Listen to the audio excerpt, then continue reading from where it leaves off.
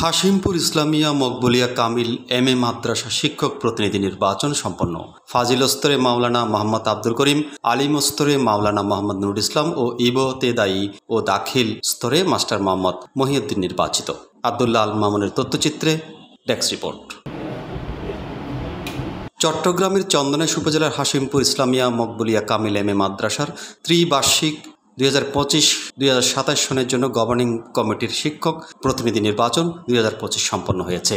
বৃহস্পতিবার 16 অক্টোবর বেলা 12টা থেকে দুপুর 2টা পর্যন্ত মাদ্রাসার শিক্ষক মিলনায়তনে শিক্ষক প্রতিনিধি নির্বাচনের ভোট গ্রহণ অনুষ্ঠিত হয়।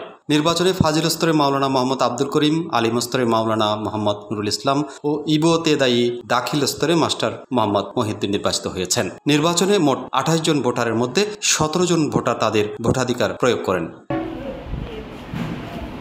প্রিসাইডিং অফিসার হিসাবে দায়িত্ব পালন করেন হাশিমপুর ইসলামিয়া মকবুলিয়া কামিল এম এ মাদ্রাসার অধ্যক্ষ Maulana Mohammad Nurul Alam. Desk report, Charka TV.